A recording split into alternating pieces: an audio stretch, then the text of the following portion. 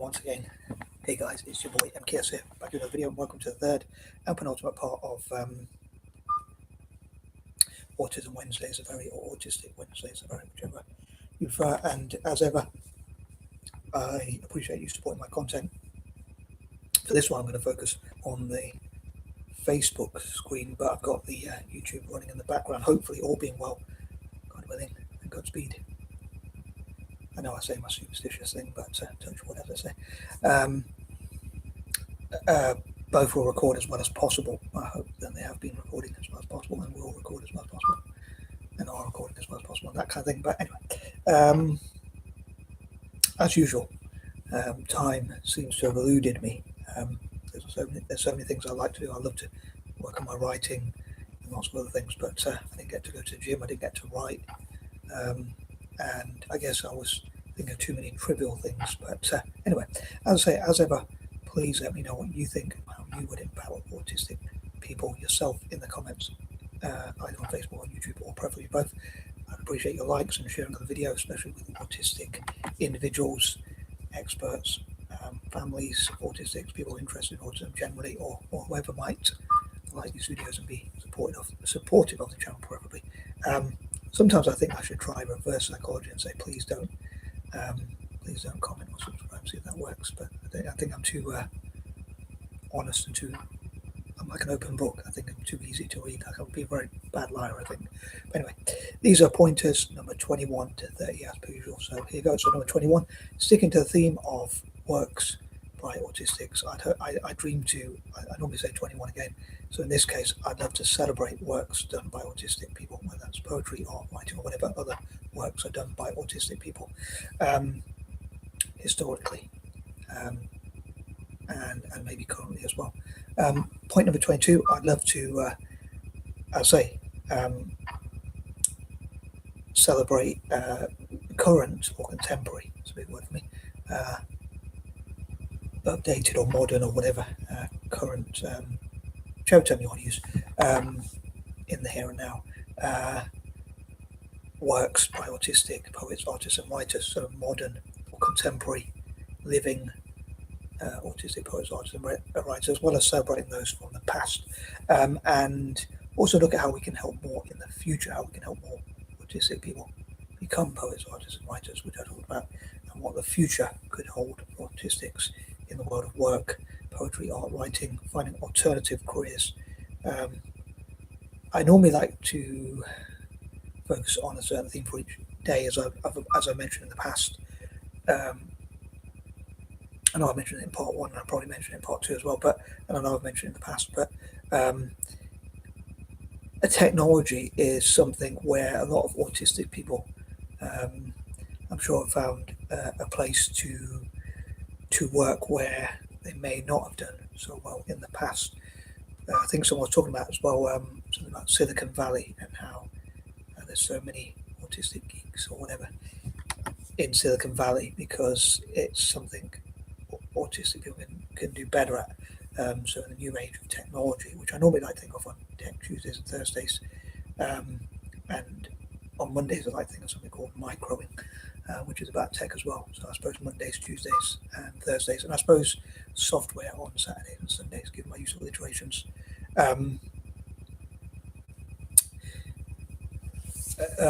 Autistic people can find more of a place, but maybe poetry, art and writing and things like that could be an outlet or an opportunity for autistic people who can't find work outside of those areas. Again, I'd love to know what you think about each point I raise. I'm not an expert, to be honest. I'm just someone with mad ideas. I wanted to focus on autism in some of April, at least some of April and August as well. Number 23, I'd love to encourage autistics as well as atypical people generally to be philanthropists, charitable people, into charity, whatever term you want to use, so to help people, children, animals, and that kind of thing. And hopefully to do so in a genuine way, like not to do so in a scammy way or not to do so in a forceful way either. But I don't trust a lot of charities out there. I think a lot of them are kind of scams in the sense that I don't think they make the difference they say they're going to make. And I'm wary about charities, foundations and whatnot. So I hope that they can be a group of autistic people who actually are willing, basically wanting to, and able, I suppose willing and want to the same thing, and able to help the less fortunate, and hopefully come together and as the saying goes, many hands make light work. You can say many minds make light work. Two heads are better than one, or whatever. But yeah, basically doing philanthropy. Now, if I could, I would encourage autistic and other atypical people to support, or neurodivergent people, or whatever term you want to use, as I said before, to support my chosen causes of benefiting the town for Celtic, libertarianism, libertarian parties, making people more freer and that kind of thing, human rights, supporting those in former colonies, including autistics and other atypical people, and alleviating suffering and spreading peace, love, joy, hope, and happiness. But also, I hope to not be too selfish or arrogant or whatever to listen to to listen to people with autism and to report atypical people generally, other atypical people, and to know what they want as well. So I don't want it to be just all about me or to be a dictator or whatever. In reality, I want to be democratic, not autocratic or whatever. That's a big word for me again. But moving on, number 24, as I say, I like to focus on different themes on different days. I talked about like a creative room, a productive and or creative room or space where maybe autistic and or other atypical people could go, for instance, to do poetry, art, writing, and or whatever they want to work on, and or just be able to go to a quiet space where when things get too much, they or we as atypical people generally could go to. Like one of my pet peeves, and again I said I could be autistic, but one of my pet peeves is when, as they call it nowadays, it gives me the ick. Sorry for those who don't like that term, but is when, whatever the heck that means, but it just, I know what it means. It kind of irritates me when basically when people call me, like when they shout like at the top of their voice or whatever, or basically distract me when I'm trying to focus. I need whatever help I can get to focus, whether I'm reading something on Google. I don't really read books. If I'm reading something on Google, or if I'm trying to listen to something, or if I'm trying to focus or think or whatever, and I already struggle to do that, so I don't need other people to distract me because I'm good enough at doing that myself. So yeah, having those spaces to go to.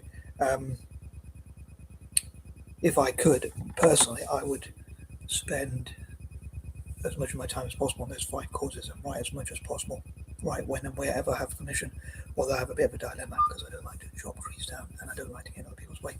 So it's a difficult dilemma, but I would still love to have productive, creative works where I know when I write or make videos or whatever, it's hopefully going to come to some use rather than just be discarded. Or like when I hoarded so many papers, I still kind of do, but when I really hoarded loads of papers, my bad, but I took up loads of space, but my mum got rid of loads of them. I understand why she did it, but it was like my personal writing and things like that, so I wasn't very happy about it, but I sort of understand why she did it, I'd say. But yeah, how can autistic people use their day, and atypical people like myself, how can we use our day more productively? I feel a bit bad in March, or even in the past generally, how I didn't use my time and each day as much as I would like to. I wish I didn't waste time, or sometimes I've given up on things, or even given up on life at times. So having that productive sort of space could push me, and I'm sure other people, if they have that sort of thing, to feel that you're doing something productive, which maybe autistic and other atypical people, especially autistic, maybe people struggle with, as they have certain quirks and weird sort of traits that I can understand would be autistic traits, I guess. Moving on, number 25, if I could support, and apologies for repeating myself from previous videos as ever, but if I could support autistic people and have a priority, I would prioritize republics, because I prefer republics.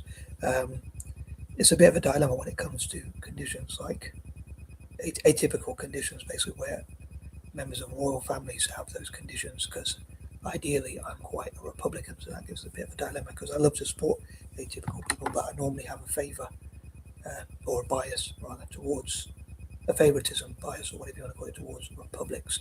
So I'd love to support autistics in republics. Number 26, also in former colonies or even developing nations generally, and those from the lowest of the low backgrounds, in other words, the poorest amongst autistic people in this case. So if I could support the poorest amongst any community, and in this case, autistic people, I would love to do so. Number 27, maybe there could be a list of those who support autistics the most.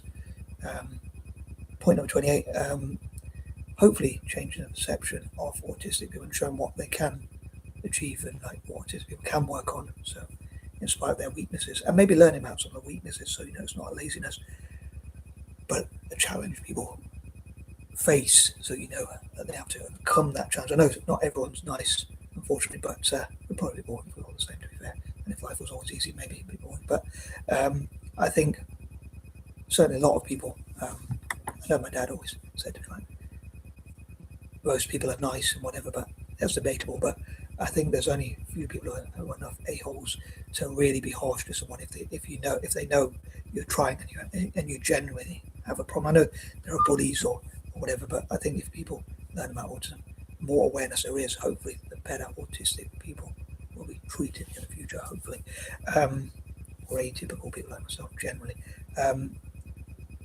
Number 29, so yeah, hopefully turn a negative situation into a positive with more awareness. And I also hope, as I say, to support more people of colour, including women of colour with autism, so Black, Asian and other minority groups, as they sometimes say in the UK. I don't know if people use this term anymore, but like BAME, Black, Asian and minority ethnic, or POC, people of colour, or whatever other term you like to use, so Black, Asian, mixed race, or whatever other backgrounds, minorities or whatever, with conditions like autism and atypical conditions, including women, I would say. And number 30, once again, from a selfish point of view, I'd love to see what autistic people can do for Italian football and how they could support me with my goals, as I hope to support them with theirs as a community, as a atypical. I guess I could connect, even if I don't have autism, I could still connect with atypical people through an umbrella of atypical people or neurodivergent people, as I like to say in November, due to my, or even most of the year round, due to my alliterations. I say atypical in April, and maybe I'll use that term in August as well, because they both begin with A. But anyway, on that note, I am out, and peace and love.